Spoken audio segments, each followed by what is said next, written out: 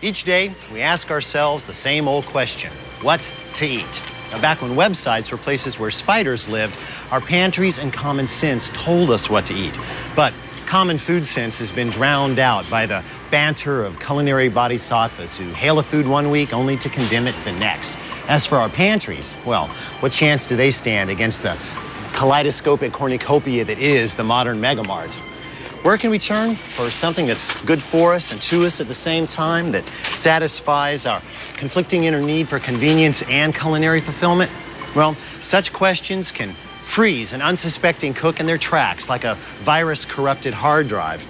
We need a hero to pierce the dark spell of media hype and rescue us from the tower of perplexing plenty. Now, anyone who has read their Brothers Grimm knows the answer: magic beans. Whether canned or dry, baked or boiled, pulverized or solidified, beans deliver meatless but meaty satisfaction along with high-octane nutrition and the shelf life of carbon-14. Magic? Maybe. Good eats? Definitely.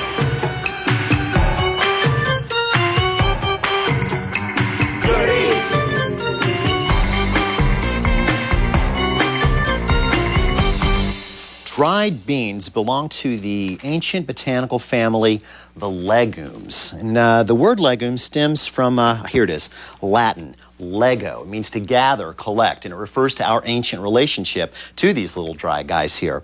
Now, actually, there's plenty of evidence that our ancient ancestors knew plenty of beans, about beans. For instance, in the Bible, both Ezekiel and Daniel thrive on beans, while Jacob, way back here, actually trades his birthright for a plate of lentils.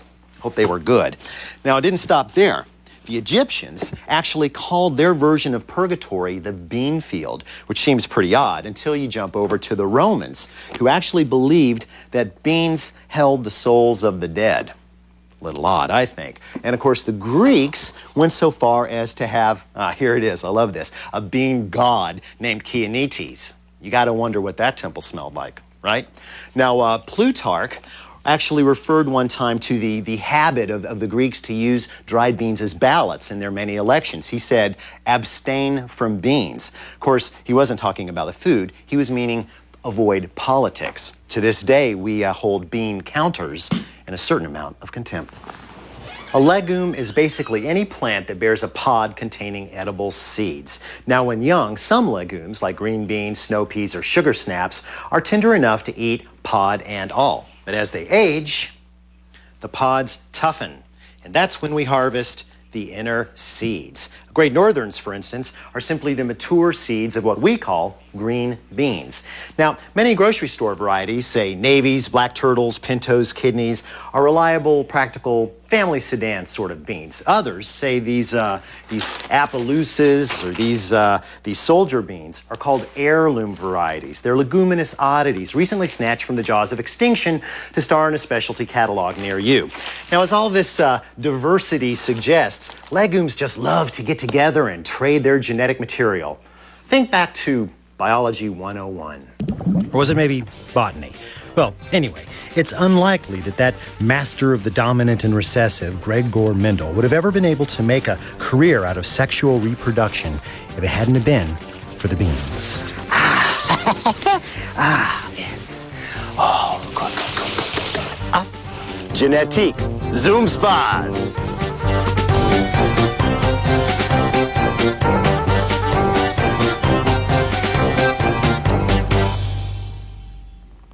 If I'd known that biology was so exciting, I wouldn't have slept through that class.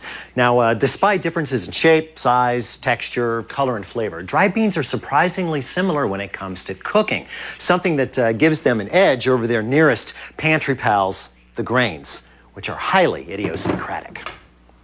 Allow me to present my bean board. Wow! Like it? I made it myself. Wouldn't Martha be proud? Herein lie all the possible options leading to successful bean cookery. Now, notice there are no guardrails, and there's a pitfall or two, but by and large, no hidden dangers. Want to play? I do. I've even brought my lucky bean token.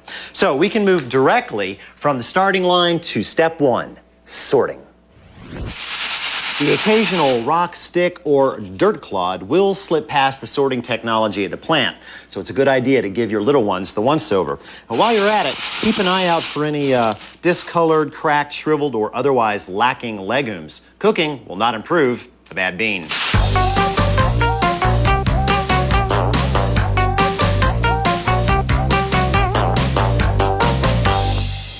Having wisely stopped off at the sorting step, we may now hop happily over the bean pit of despair to step 2, washing. Most processors don't wash their beans after drying because, of course, that would rehydrate them, which would kind of destroy the reason for being dry in the first place. So a quick spray will knock off the dust. Having wisely washed, we can now leap over the filthy beans and go directly to the next step, soaking. But we have to draw a culinary axiom card. All beans must be soaked overnight. Then they may be cooked. That's it. Technically, dry beans don't have to soak before they're cooked, but if they don't, they'll take twice as long to cook as soaked beans will, and if they're old beans, it'll take like 3 times longer. The only exception really are lentils and split peas, which are small and fast cooking anyway. And of course, black beans can get by with a 3 to 4 hour soak, but everything else gets the long soak.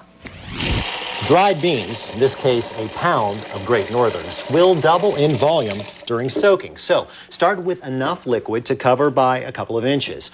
The actual amount of liquid does not matter as long as the beans stay submerged. If they swell up above the waterline, they will explode. Okay, they won't explode, but it will be impossible to cook every bean in the batch evenly because the beans on the bottom will be more hydrated than the beans on the top. Now, I leave these covered and countered overnight, but the fridge is okay too, if not a little slower. You'll know they're ready when a bean splits easily between your fingers and is just translucent on the inside. Now, according to the bean board, there is a fast lane option to the slow soak, speed soak, where you simply bring the beans in their water to a boil, take them off the heat, and let them sit for about 4 hours. However, the texture of said beans does leave something to be desired. But hey, speed beans are better than no beans at all. Now, while that soaks, we do have time to contemplate cooking.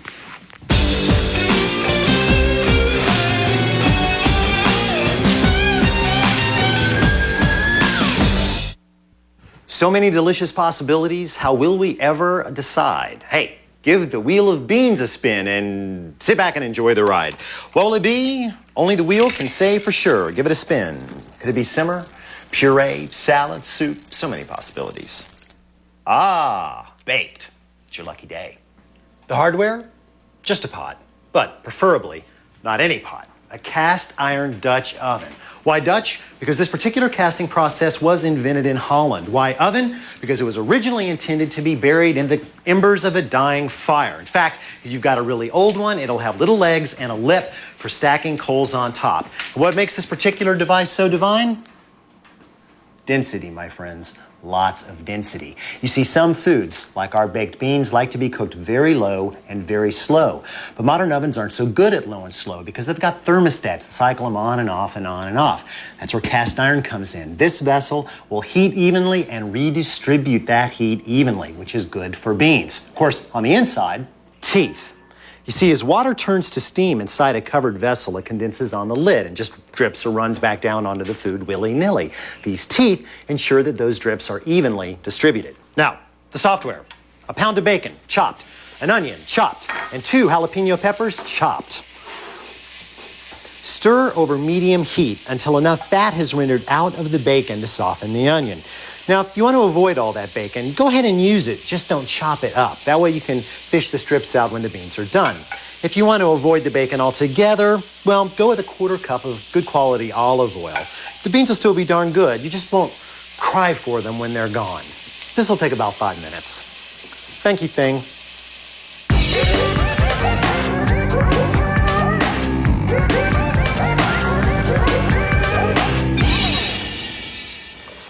Now that everything is soft, stir in a 1/4 cup of tomato paste, that's 2 tablespoons, along with a 1/4 cup of dark brown sugar and a 1/4 cup of dark molasses. Now, the acid in the tomato paste and the calcium in the molasses are crucial because Sugar and calcium in the molasses keep the glue between the cells from dissolving. Ordinarily, when you heat fruits or vegetables, this glue between the cells dissolves and the cells fall apart. But if you've got sugar or calcium there, it doesn't dissolve. So you can cook Boston baked beans for days. Handy, huh?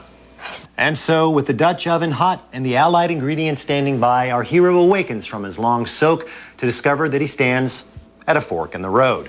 Namely, do we drain or not drain away the soaking water? Of course, tradition has an opinion. You must throw away the soaking water. This is the only way to prevent the tummy music. Tummy music? What the heck is tummy music? Oh, sure. Blame those poor defenseless little beans for your emission control problems. Well, whether you like it or not, the true enemy lies within. Over the lips, past the gums, look out stomach, here it comes. Now, once your latest nosh is mashed to mush in the stomach, it moves off to that molecular chop shop, the small intestine. There, chemical sledgehammers called enzymes further dismantle your meal. It is then absorbed by the intestinal wall and becomes body fuel.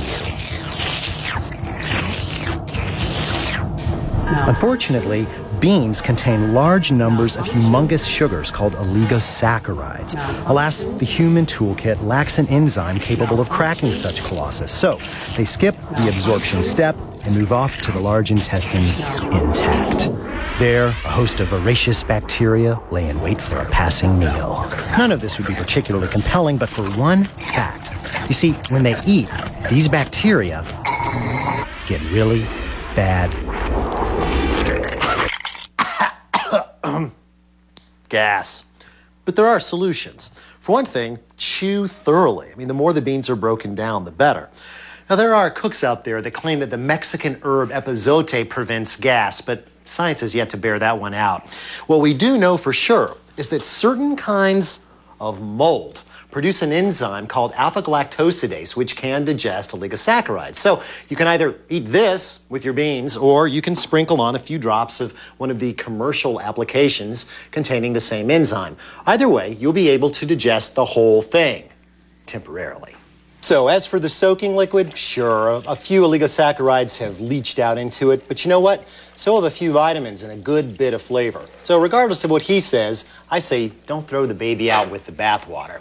Of course, that is not going to be quite enough liquid to cook our beans. We're going to have at least 4 cups. So go ahead and top it off with some vegetable broth. That's still not a lot of liquid, really, but then this is a braised dish, so it doesn't really take much. It does take a tight lid, however. Get that in. Now we finish up with our last seasonings. A 1/4 teaspoon of cayenne pepper, a teaspoon of black pepper, the fresher the better, and 2 teaspoons of kosher salt. Excellent. Now, bring this to a boil over high heat. Oh, I forgot to move.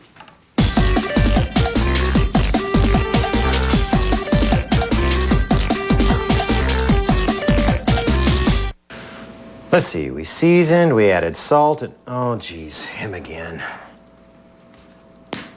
Jamais sel! You must never add salt to the water until the beans are almost cooked. Salt will crack the beans. Did you not hear the lady? The tomato paste and the molasses on the brown sugar are going to keep the beans from cracking. Besides, if you wait till they're finished to add the salt, they're going to taste like paper mache. Papier mache? How dare you speak French to me, you fuzzy-headed ninny hammer? As soon as your beans bubble, give them a quick stir and clamp on the lid and move into a 250-degree oven. And keep it there for 6 to 8 hours. In fact, I like to start them right before I go to bed and then crack them open and have them for breakfast. Is it worth all that time? Yeah, it is. And as a matter of fact, in about 4 hours, your humble abode will fill with an aroma that, well, makes a house a home.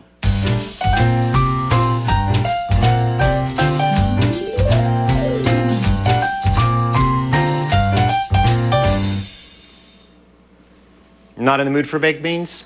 No problem. Just consult the wheel.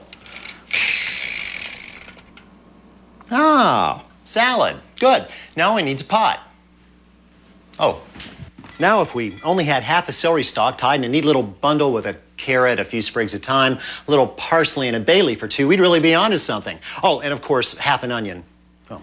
Now, bay is a classic bean herb, but not all bay is alike. Now, imported bay, usually from Turkey, is the dried version of laurel, the stuff that toga types used to wear like tiaras. It lends a subtle perfume to everything it touches, especially beans. Now, California bay, on the other hand, is related to the eucalyptus tree and makes everything it touches taste like Vicks Vapor Rub. Okay, now add just enough liquid to these beans to barely cover them, okay? Bring it to a simmer, partially cover, and cook for 1 to 2 hours. But don't boil. Faced with all that violence, the beans will fall apart. Now, since these beans have neither acid nor calcium to protect them from cracking, wait until they've been simmering half an hour before adding 2 teaspoons of kosher salt. And check on the liquid from time to time, adding just enough to keep them covered. Sacre bleu. Uh-oh, sounds like we've heard another traditional sore spot. Beans must be cooked in a large pot of water, 3 to 4 times as much as the beans. This will convey more heat and allow faster cooking. You know, I've had just about all the tradition I'm going to take out of you. Mon Dieu, moron. And one of the most magical things about beans is that, unlike pasta, beans actually cook faster in less water. Now, just think about that one a second. Make your head hurt? Me too. That is until I talked to my favorite food scientist about plant protein. Proteins actually absorb water. Now, this is proteins in the beans themselves. They're soaking in water.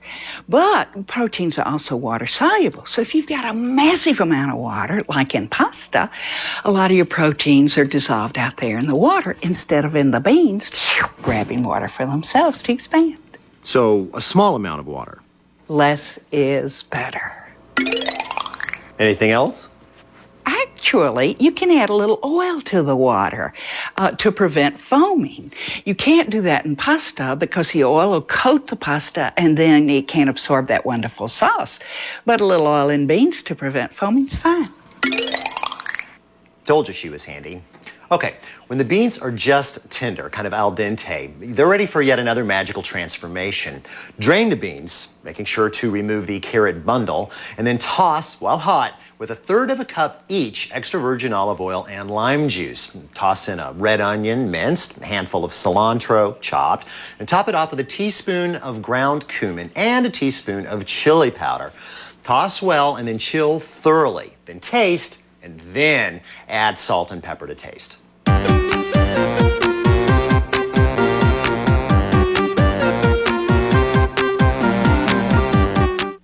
Got no time to soak? Got no time to cook? No problem. Hummus is here. That is, of course, if you have a properly stocked pantry. It all begins with a food processor. A lot of things do. What you need is 2 to 3 cloves of garlic. Chop fine. Then add 1 can of garbanzo beans, chickpeas, same thing, along with about half of their reserved liquid. Process fine, or almost fine. Good. Now add 2-3 tablespoons of smooth peanut butter. More if you like it. A nice handful of parsley, the zest and juice of 1 lemon, a few grinds of fresh black pepper. Very good. And of course, a couple of heavy pinches of kosher salt. Process this together until it comes into a paste. Now, drizzle in about 1/3 cup of extra virgin olive oil. You want to bring it just together into a paste consistency, more like mayonnaise really than paste. Thank you, thing. Now look what you've done. You've made hummus. The best thing to happen to pita bread, crostini, or celery since, well, I don't know when. Of course, you might want to put it in a bowl.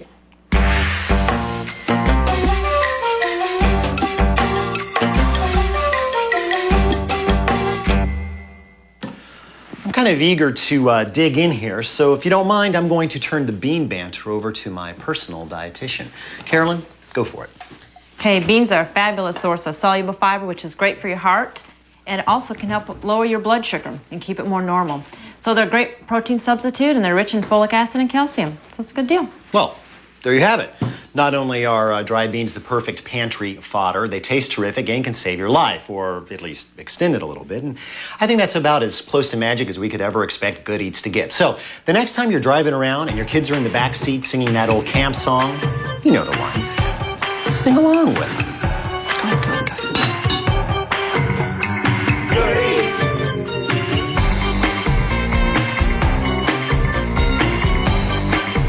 ahead. Carolyn, take it away. Hey, beans are a fabulous food. They're greens, what they call them, greens. Greens are fabulous food. I like greens. Not this show, but, you know.